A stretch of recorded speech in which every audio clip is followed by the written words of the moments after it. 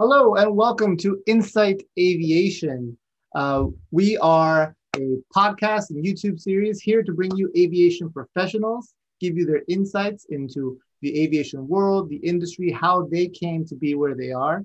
You can find us on YouTube, Facebook, Instagram under Wayman Aviation. And of course, you can like and subscribe to the InSight Aviation podcasts now on Spotify and Apple Podcasts.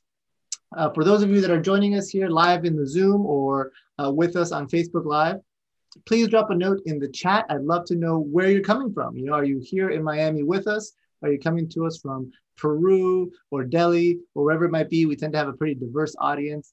So thank you all for joining us. So let us know in the chat or in the comments on Facebook where you're coming to us from. I have the distinct pleasure today of introducing you all to a very experienced pilot that I've had the opportunity to know here in South Florida as a very charitable volunteer in aviation. Our pilot here, Edwin Garcia. Hello. Everybody. Give us a little idea. What are you doing today? What is your role? Today at United Airlines, I'm a first officer in the Boeing 757 and 767 fleet. Going on year 6. This is my 6th year as of March. Wow, that's exciting. Almost didn't make it last year, right? It was a tough. We're definitely going to be talking about that. Going on year 6, mainly the 75 and 76, we flew an even split between Europe, domestic, Hawaii, and a little bit of South America. Nowadays, we're doing a lot of Hawaii and waiting for Europe to open up again so that we can resume our normal schedules into Europe. So which routes did you mostly fly? Did you ever pick a line and stick with it? Yeah, I really tried to have it all. And by that, I mean, I wanted days off. I wanted to take it easy and I wanted money. So I would trade. We can trade trips. It's like you saying to your coworker, I'll work for you today. You work tomorrow for me, things like that. So we could trade trips and drop trips and request trips on our schedule. And so most of the time I would chase the Europe stuff. I would chase the IRO position, the International Relief Officer. And in that flight, we have 3 crew members. So it's not such an exhausting flight. It is an exhausting trip, but not a flight. And and that's what I would do. Once I saw I needed more practice flying, stay current, then I would go for domestic stuff and try to mix it up a little bit. So my average month was 2 trips domestic, 2 trips international, try to mix it up. That's interesting. I'd love to hear more about the aviation lifestyle, but I'm going to switch it up today. We talked about our basic format, but I think I'm going to bring the newsworthy items to the front. Okay. We are so newsworthy, and I'm sure that everyone's joining us on Facebook and in the Zoom wants to know, because United is like all over the news this week. Like every time I open up my phone, it's like United's doing this, United's doing that. The most recent, of course, is this large aircraft purchase. Now, I know as a first officer, you're probably not in the command center, like ordering airplanes, but what's the chatter amongst the pilots? Well, this was an opportune time for you to invite me to this, and the news happening, good news, thankfully, about the airline, because one of the things we have to do as pilots is stay abreast of what our company's doing, not be all up in their business, but at least know what's going on and time things are good or bad, what's going on with the business. And so this aircraft order was announced as one of the biggest in a few years. And it's one of several that we have placed, that the airline has placed, split between the 737s and the Airbus A321neos.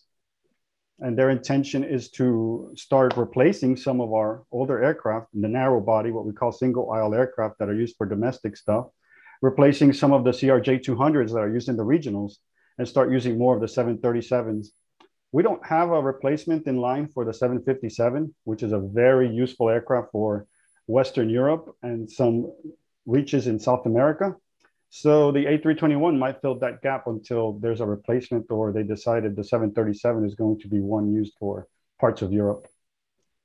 So you think it's mostly, so it's a very large order. So it's mostly a replacement order, kind of getting rid of old fleet and bringing up the upgrade, which increases capacity? Yes, what I understood from yesterday's meeting was it's a mix of upgrades, upgauging aircraft, and also growth, because we've been experiencing growth for the past few years. Ever since I was hired, I talk about is the potential. 2020 was a year where everybody stagnated and dropped fear into all of us. But now that time is passing and we're back into the growth mode. We have always had one of the largest routes international structures, thanks to Pan Am. routes. And so we have to feed those systems. 777s, we have more wide bodies than most others. And we have to make that happen with the growth. We have, what was it?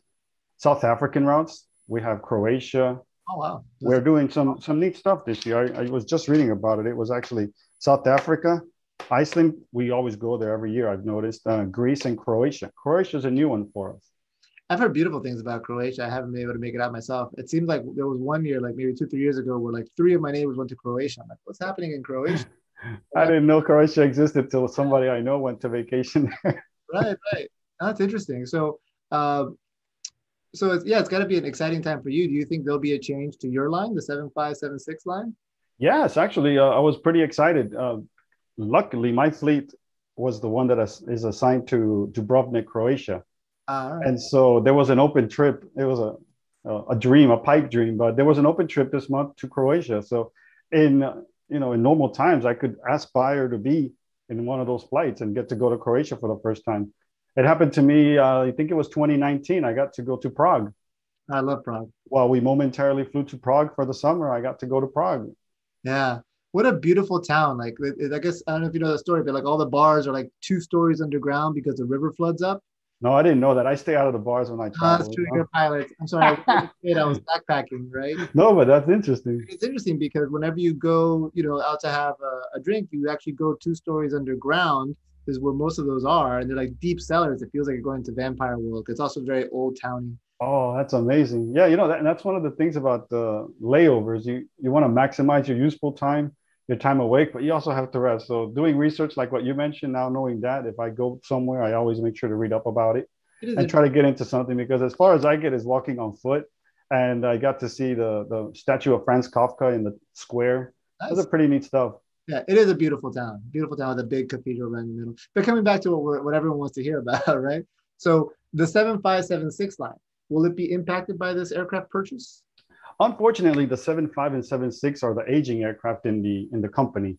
Every aircraft reaches its limit as far as how long it can operate due to cost of maintenance. Technology advances so fast that the engines are no longer as efficient as the new ones. So our fleet is what they call the dying fleet, quote unquote.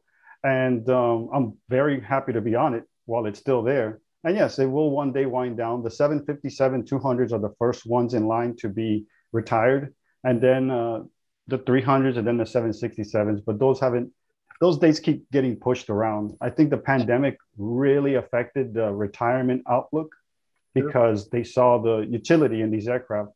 Mm-hmm. We have so many different aircraft, everyone for certain missions. And when you bring these back, they come in useful. They just push back their retirement, but definitely 757s are on the chopping block. So opportunity there maybe for you to be to get a 777 or a 787 type in the future. Very interesting. Yeah. My dream is to be a captain on the 757, even if it's just one day as a reserve captain to sit in that seat of that beautiful plane. I'll be happy. But yeah, I think I'm going to end up chasing more wide body stuff. Sure. and enjoy more international things. Yeah, absolutely. It's something funny because we are in a very international place. You're in South Florida with us also.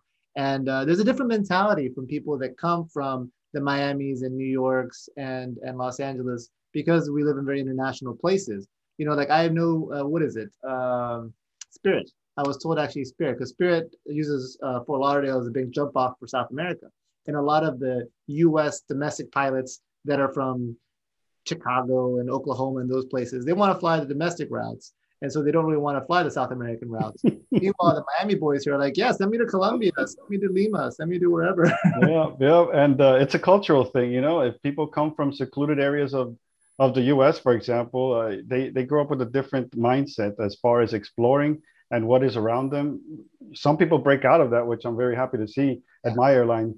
And yeah, we come up with people from so many different cultures and ways of thinking and viewing things and expressing themselves. That's one great thing about living in Miami and flying for airlines that fly internationally. Mm-hmm. So the other big news that came out of United this month was supersonic, cross-continental transatlantic travel, right? Like, United seems pretty serious about it. I don't think it's really a publicity stunt or a crapshoot. What's your feel on it? What have you heard? I as well do not think it's a publicity stunt. I don't believe in using that term very often because companies really put a lot of thought into what they do. Our CEO, Scott Kirby, got us through 2020 along with the union. We came together to find a solution. And I have to give them credit because they really are thinking ahead, farther ahead than I would concern myself, and other airlines obviously are thinking. I think this whole supersonic flight thing is more than just a show.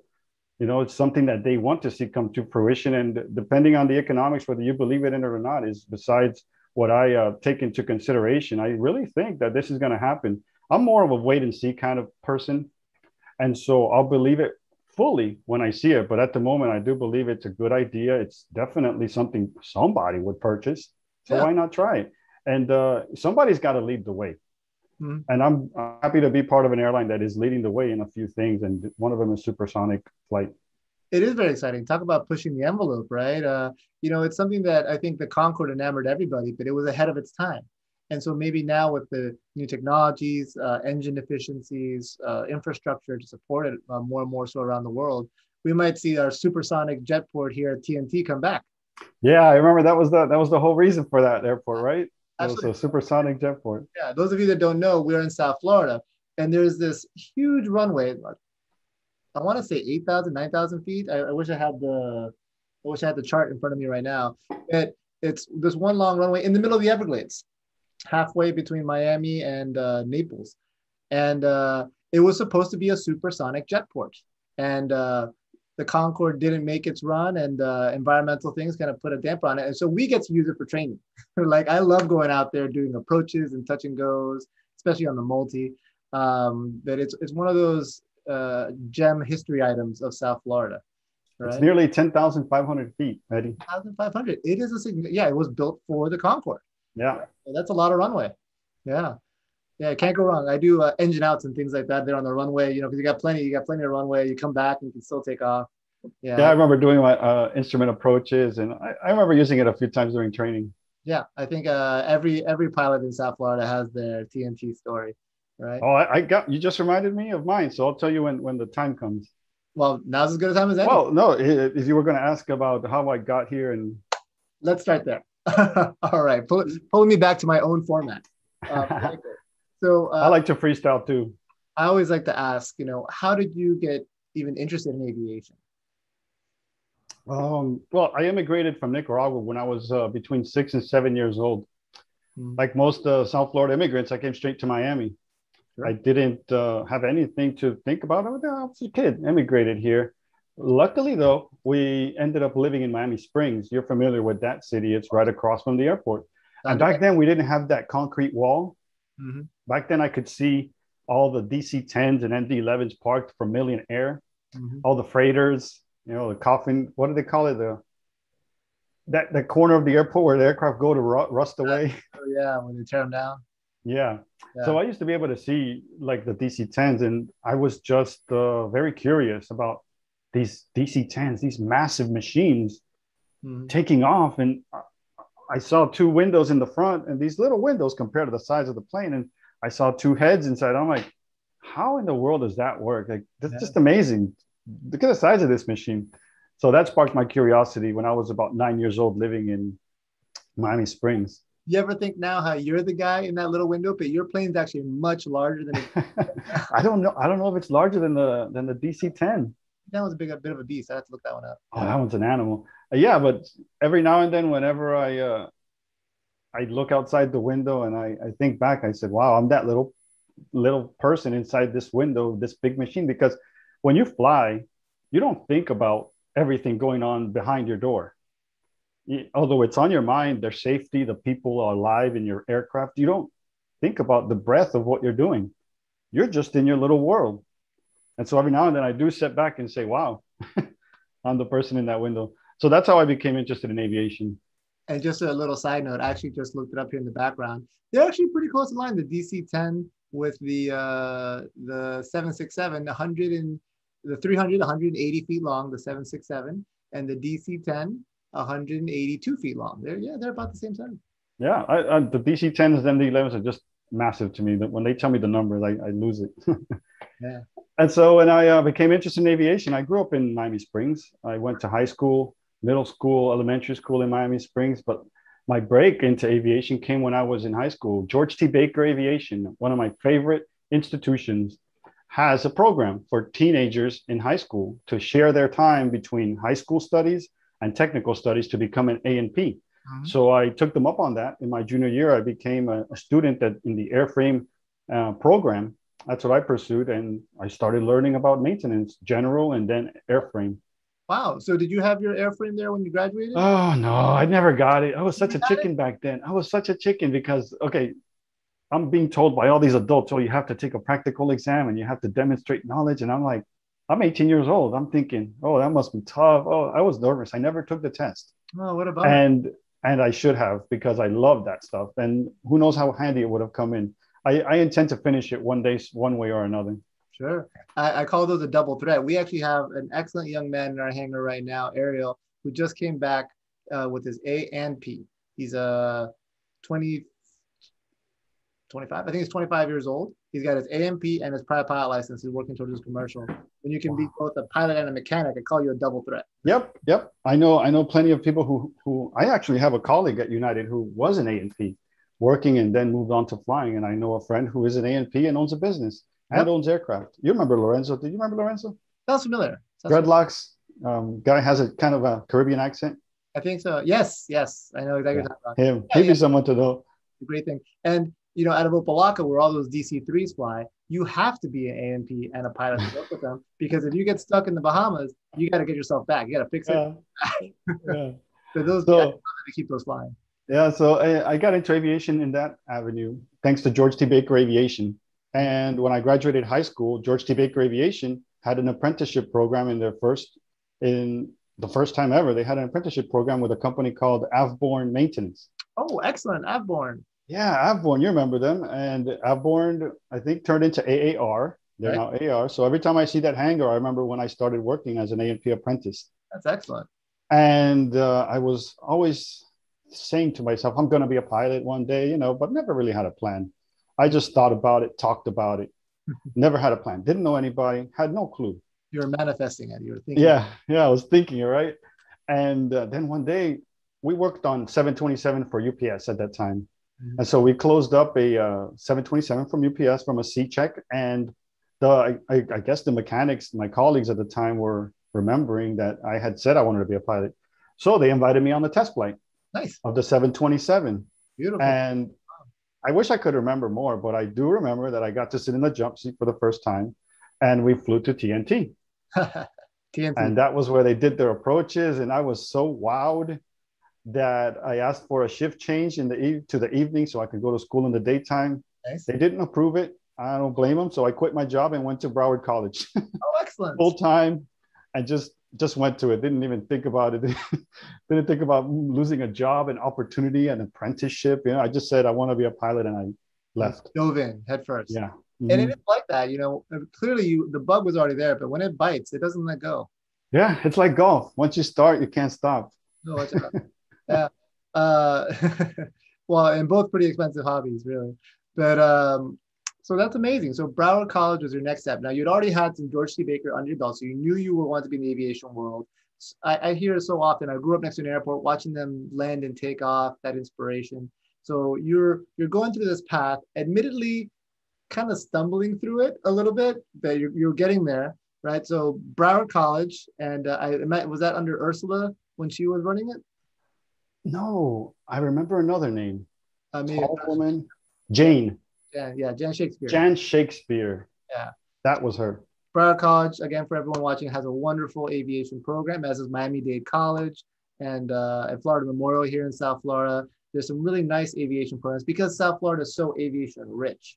But you chose Broward College, and how was that experience? Yeah, and I chose Broward College because at the time I was living in the northern part of Dade County. Broward College, 20 minutes from me, the airport, everything was co-located. It was a perfect deal.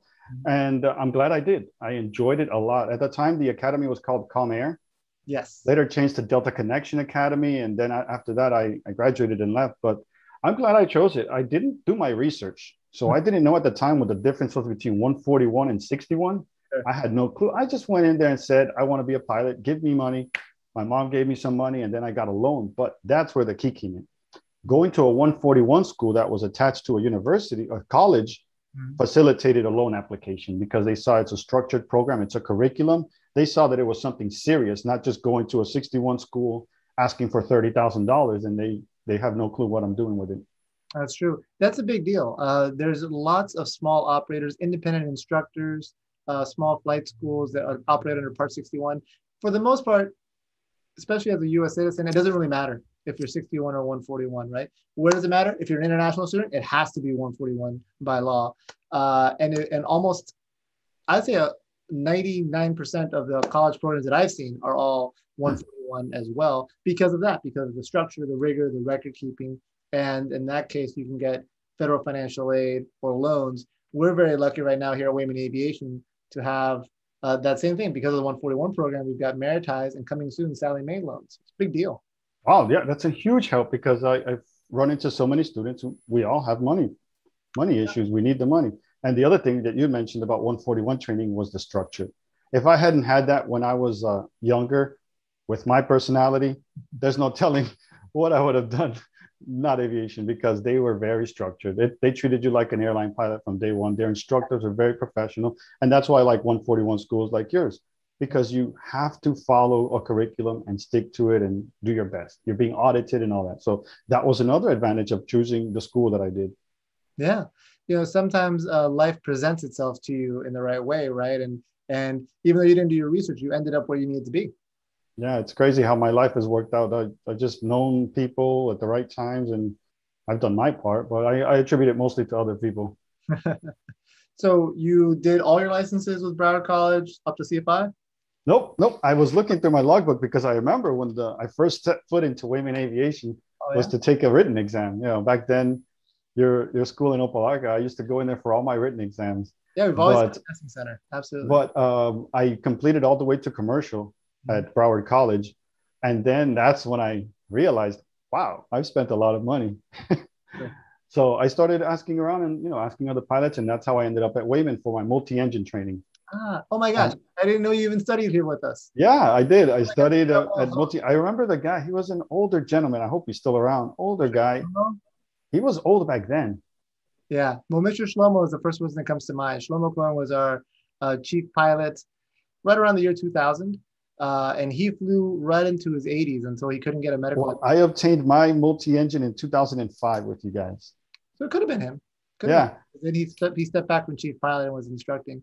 And I have to admit, I was gone from the flight school for a good period there. In 34 years, I've really been active with it for the last 12. Before that, I was just another student or not even. Yeah, you probably weren't thinking you'd be the man in charge of it one day, right? I really didn't. But aviation is the blood. You can't get away from it. It kind of brings it back in. You guys have established a great legacy. I love what happened to it because I remember it. I remember it way back then. Yeah. So I became multi-engine rated at Wayman in 2005, and that's when I left the academy, and I just started branching out. But I had loans to pay. Sure. Loans will come due one day. Yeah. So I took a couple of years off working in several office jobs. I was an office temp. I even became a private investigator, something that really interested me. But sitting in those offices, I remember that I wanted to be a pilot.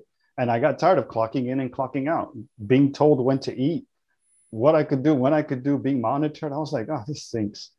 So I, again, took a plunge. I went back to the bank, Wells Fargo. I found a new way to borrow money. And I borrowed more money and went for CFI and did my training at Opelika, another academy, another school about, Endeavor Flight Training. Sure. Yeah. I became a CFI there. And then I began working in about 2008 is what I noticed in my logbook. I began working as a CFI between Opelika Airport and North Perry Airport.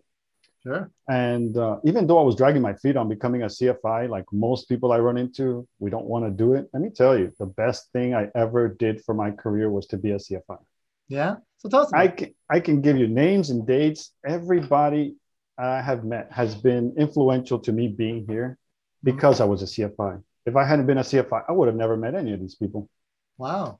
Yeah. As in they were students or they were co-workers with you or? They were, I'd say some were students. I remember one, Manny Camacho. Okay. He was, his son was a student in my very brief period, but I met him and he was someone who recommended me for this career path here in United. And I just met people that all of them gave me either a lead on a job or recommended me for a job. And it was always the next step up for me because I kept in touch with these folks. Well, aviation, I always say, is like the biggest industry, but the smallest community, right? So you keep coming across the same people over and over again. And when you take that step to insert yourself into, that first aviation job, whether it's working as a flight instructor or towing banners or working the desk at a flight school or an FBO, when you're in the environment day in and day out, you can't help but meet all the regulars, right?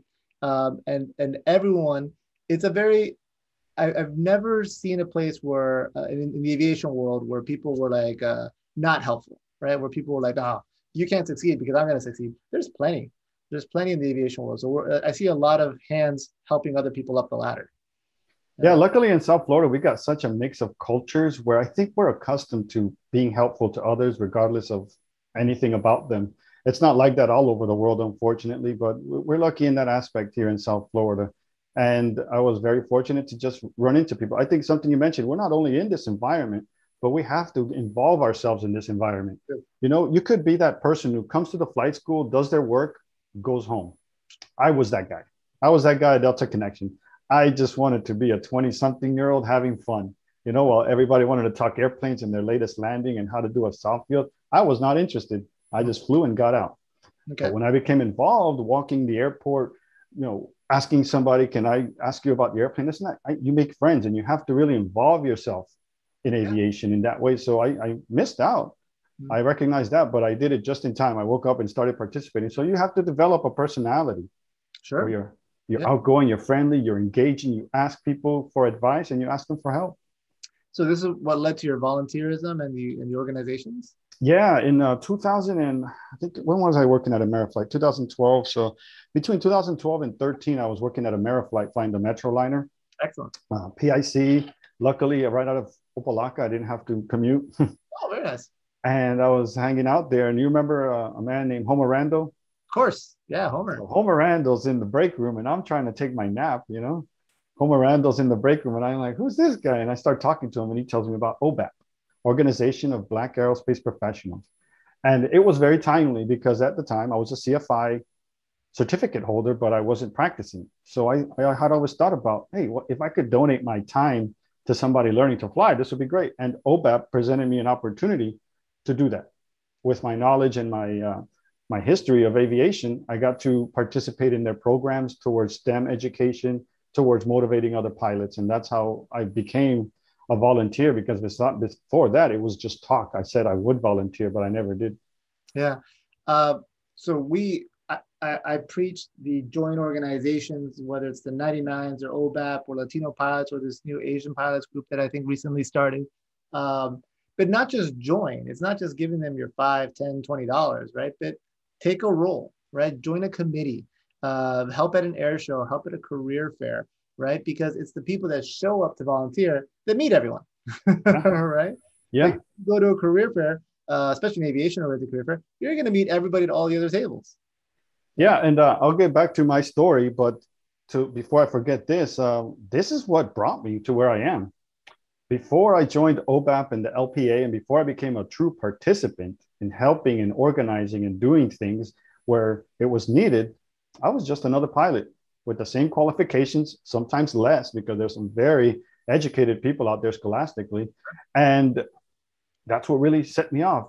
One of the things that I remember from networking at these job fairs and conventions was that all the airlines were beating on this whole leadership thing. Sure. Leadership. Do you have leadership? Are you a leader? Blah, blah, blah. And we can walk the walk or talk the talk. So most people, they don't know how to talk and walk because they just say, oh, I do, I am. But I say, don't talk about it, be about it. Show people that you're a leader. Mm-hmm. Volunteering did that. Yeah. Eddie needs a volunteer at Wayman to do something. Well, I'm here. The next thing you know, Eddie's telling people about your initiative, what things you're doing. Yeah.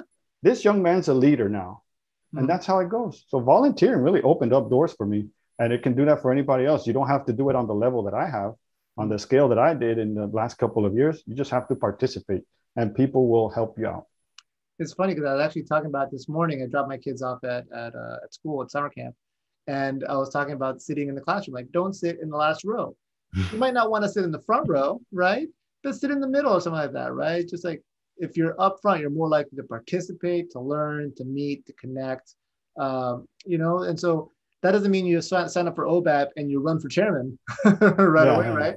But, sign up for a committee, help out at a table at a career fair or something like that. And you start just doing that, meeting people. And then what's more important about you, it's just as important about you meeting people is that other people are meeting you.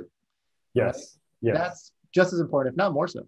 Yeah. It's publicity for you, for your resume. Personal publicity. I was laughing when you said that because I was the guy who sat in the back of the class all the time.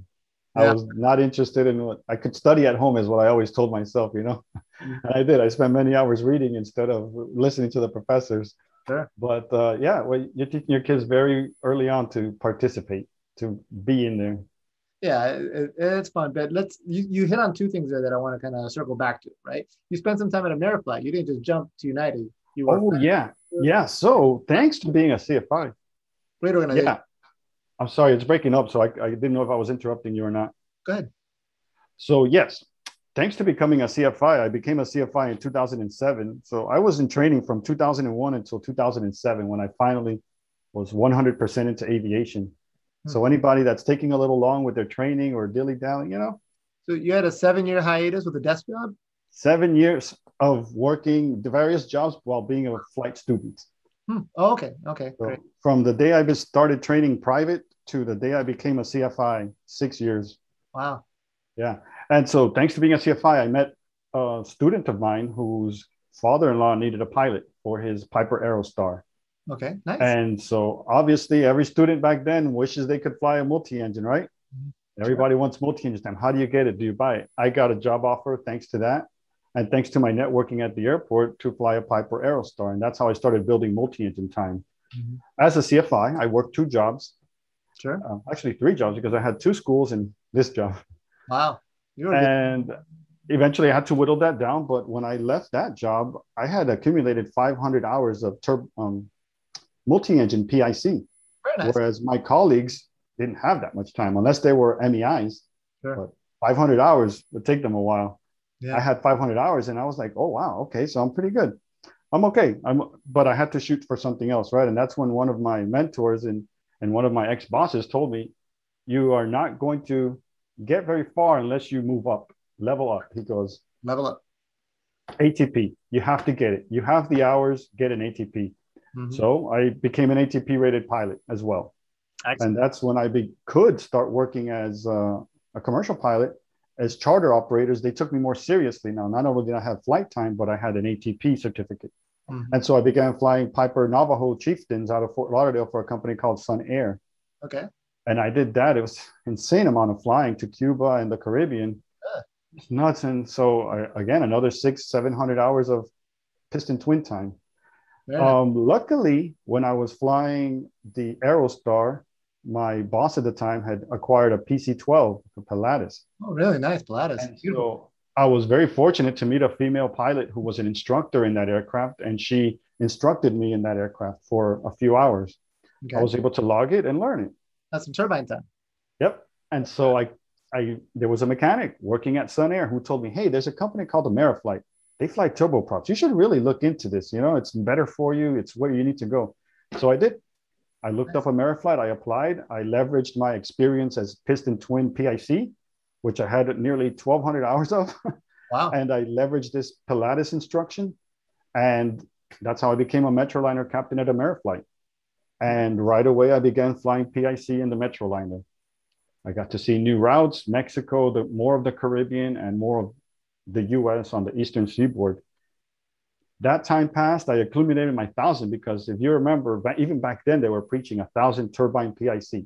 Sure. Get 1,000 turbine PIC. So I said, okay, my goal was to get 1,000 and then look abroad.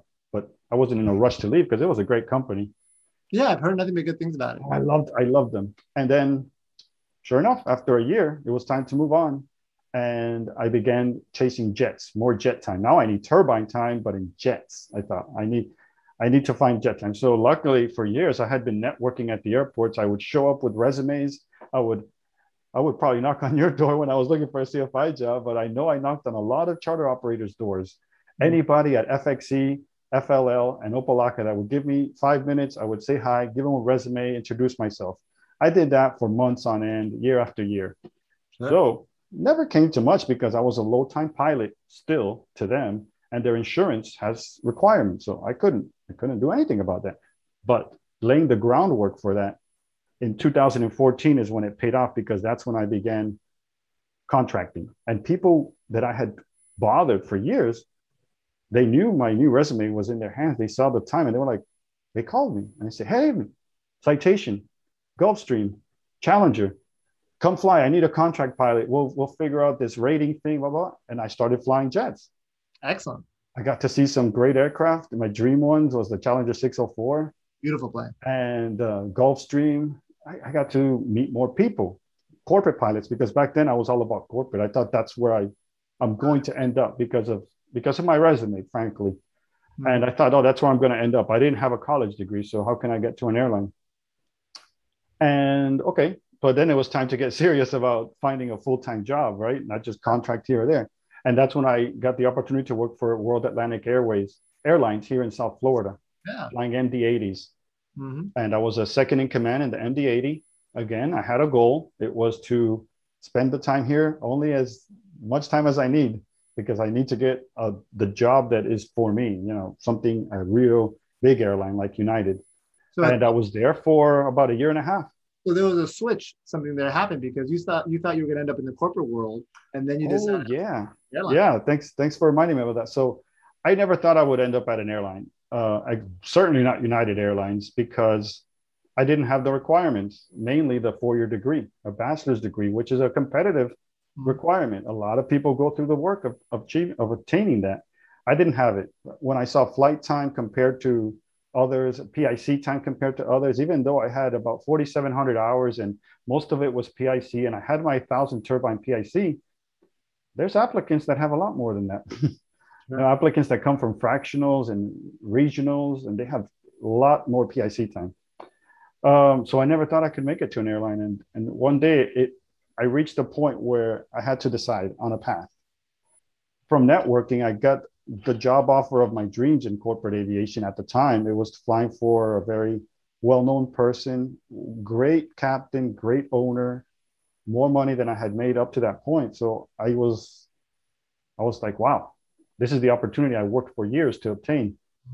But I was involved in OBAP, and I was around a lot of airline pilots, and I saw how happy they were with their jobs and their companies and everything they communicated. So I asked one of my mentors to give me some guidance on this job offer. And he said, there comes a point where you choose a path and you kind of are stuck in that path. So if you choose to go corporate now, likely you're going to be corporate for the rest of your career. If you choose to wait, try to go airline, likely you'll be airline for the rest of your career. It's true. So I weighed them, and I was with a sad, heavy heart that I turned down the job offer in corporate and stayed committed to pursuing the airline career. And luckily, he was right about my chances, because 2 months later, I received the interview offer for United. So it all worked out. Wow, that's quite a path. That's a very winding path. A lot of jobs to get to where you are. I think people especially in the last 5 years of the pilot shortage, have become a little complacent about how, okay, you get your commercial license, you become a flight instructor, 1,500 hours, regionals, majors.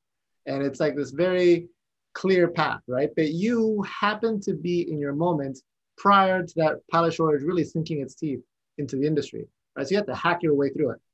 Yeah, and I didn't know what I was experiencing, because like I said before, I was the guy who sat in the back of the class and left flight school and went straight home. I didn't know how bad the industry was back then.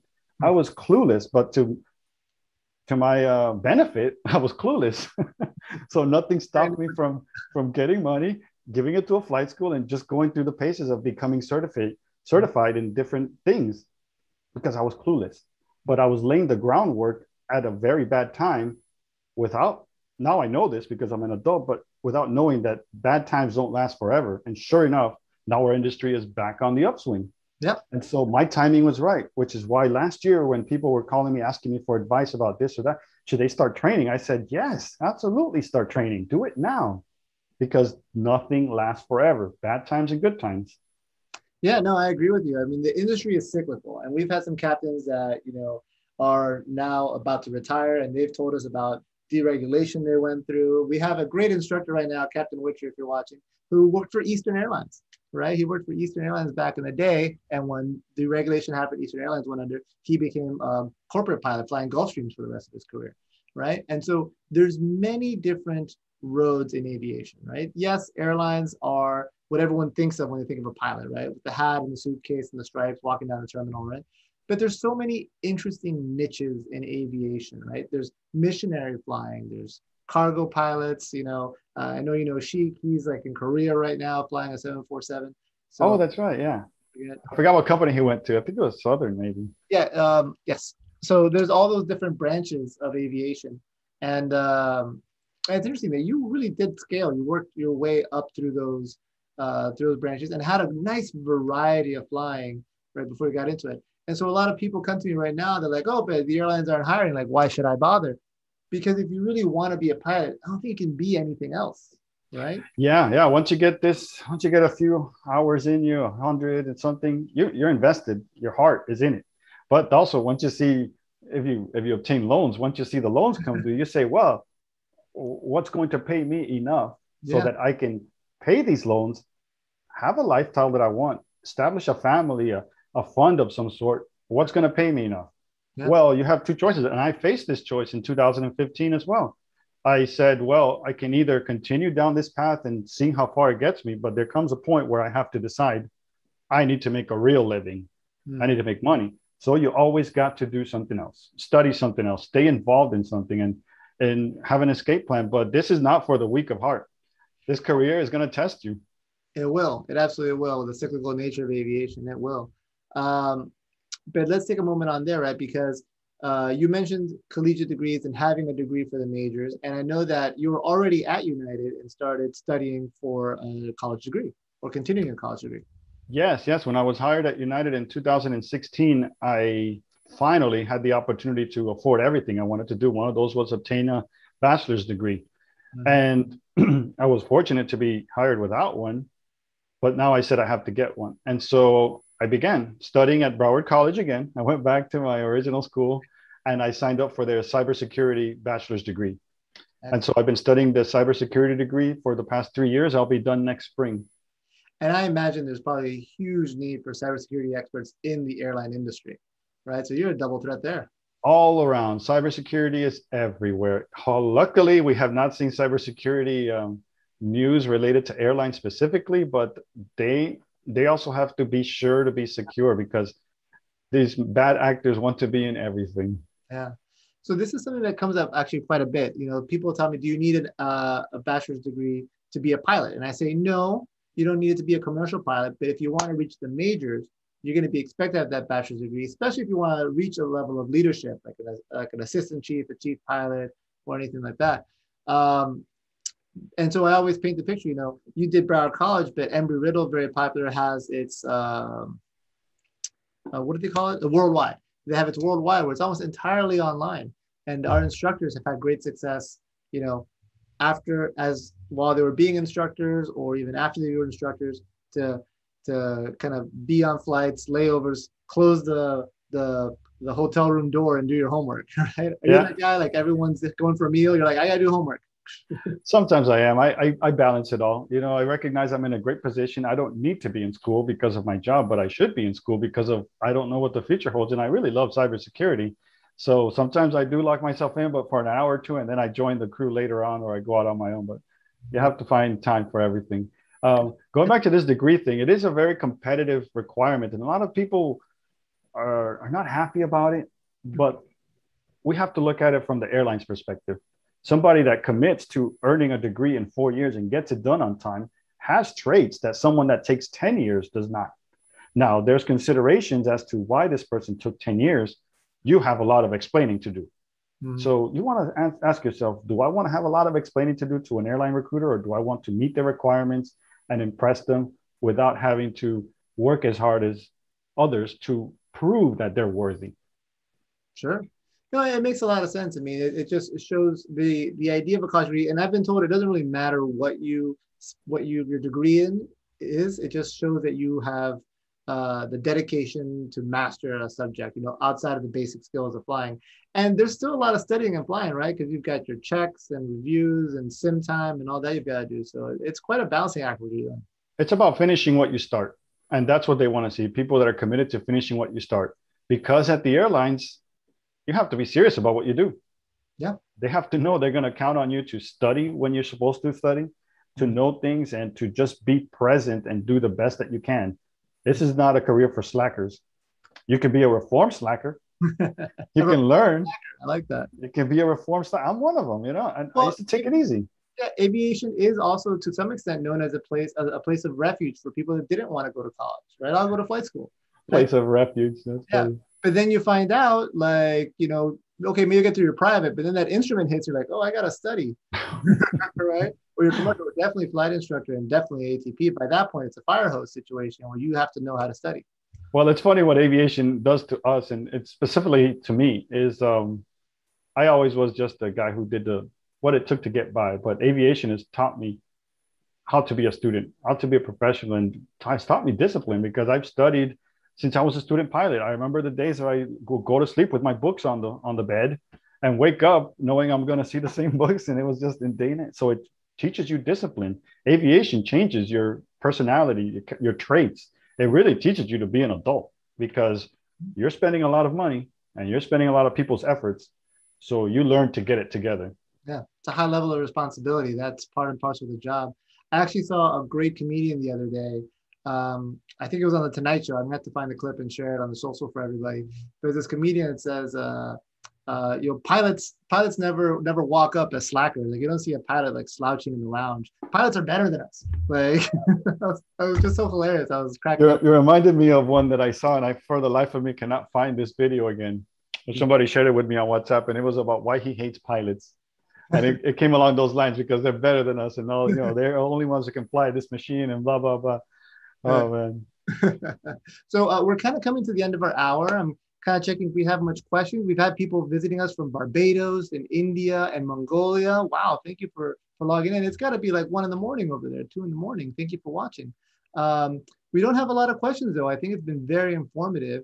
How would people learn more about OBAP, or if they wanted to reach out to you? What's a good place for people to start?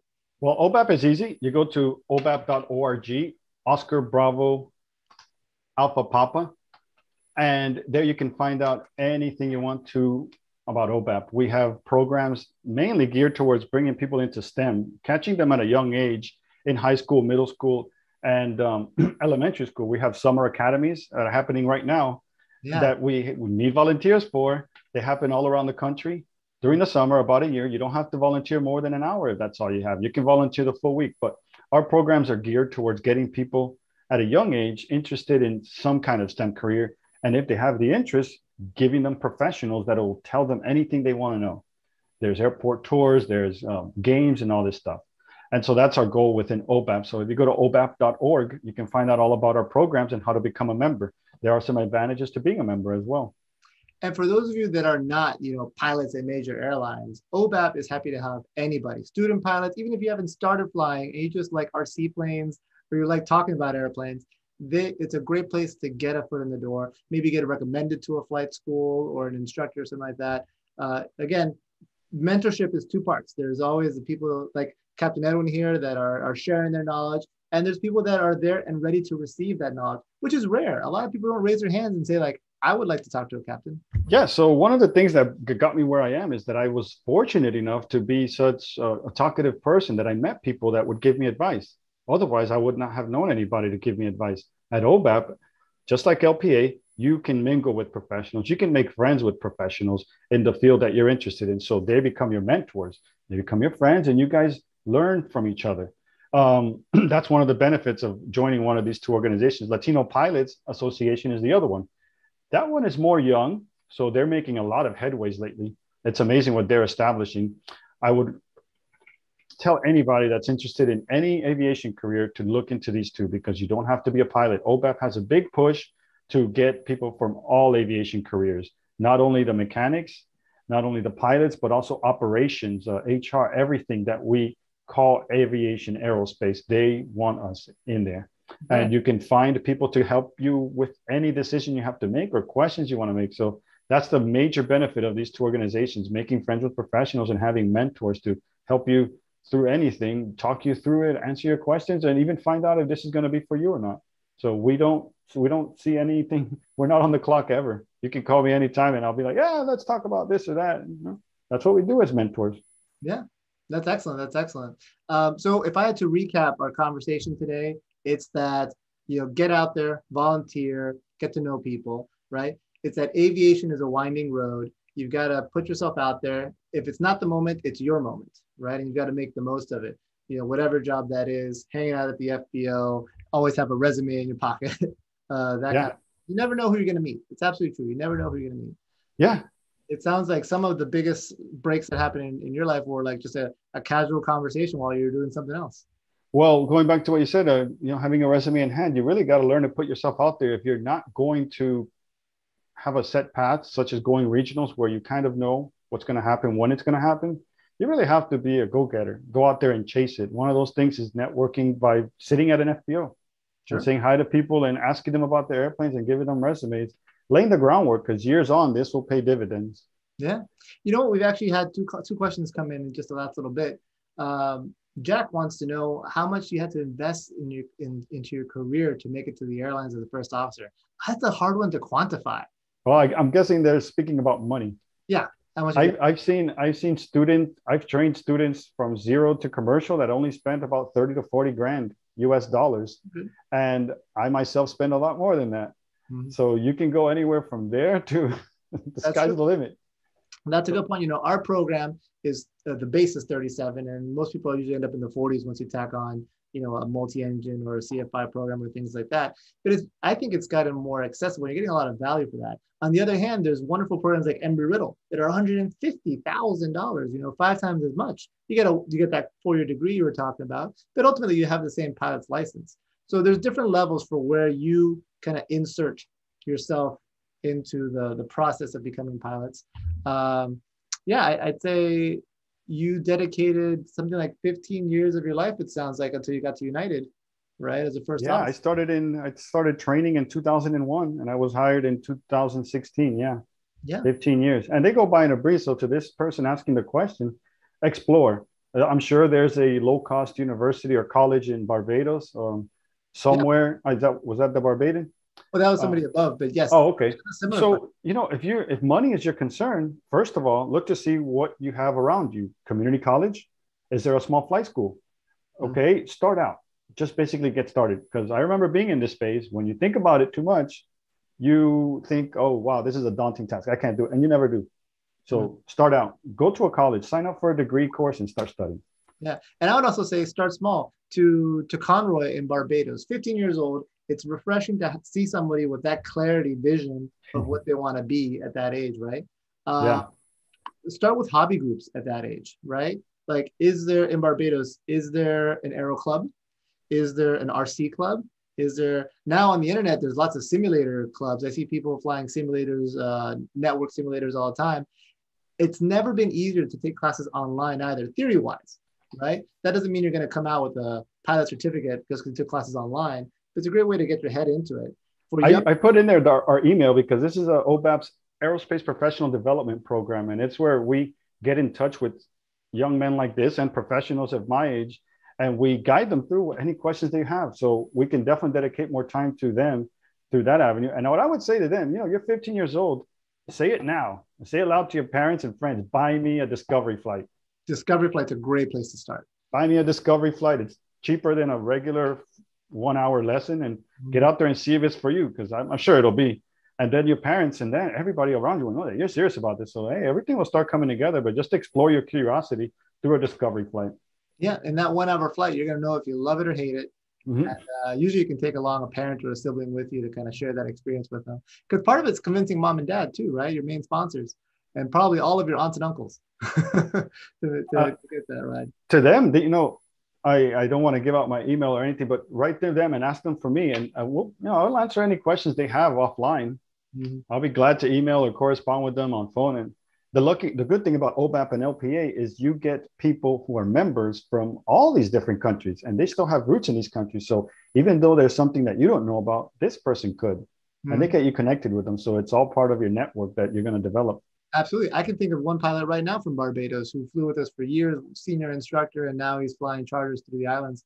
So you can do it in Barbados. You can do it in Trinidad and Guyana, throughout the Caribbean. We have a ton of Caribbean students that are here. And yeah, it takes time, it takes effort. But if you have your mindset to it now, you will get there. Yeah, remember, no situation is permanent. Right now, things are closed because of COVID, but guess what? It's not going to be like this in 5 years. It's not going to be like this when you graduate high school. Trust me, things will be different. So as long as you just dig and keep digging and looking, you'll find something. And there will be solutions because nothing stays the same forever. Yeah. So you said there's an aero club. This is closed because of COVID, but I'm sure they'll reopen soon. And those people, even though they're closed, are still there in Barbados. Yeah. Right? So knock on the door. Maybe the club's not open, but somebody you can talk to over there. Somebody's got to turn on the lights, right? At the club. Absolutely. And I see that a lot from our students in the islands. They get their private, or maybe at least they get a discovery flight, and then they come over to the US to learn how to fly with us because we've got the infrastructure to do it. But Edwin, we're coming to the end of our hour. I just want to thank you so much for giving us your time and your story. To everybody that's watching Facebook and in the Zoom, please like and subscribe. You can find these videos on Facebook, YouTube, and our podcasts on Spotify and Apple Podcasts. Visit wayman.edu, our main sponsor, where I'm standing today. 141 Flight Academy here in Miami with 42 airplanes launching thousands of pilots around the world. Join us. We are authorized for international M1 visas and everything from your first flight all the way through commercial pilot and our 5 airline partners. Edwin, thank you so much for giving me your time this afternoon. Thank you so much. Thanks. I appreciate the invitation, and bye, everybody. Bye. Keep the blue side up. Okay.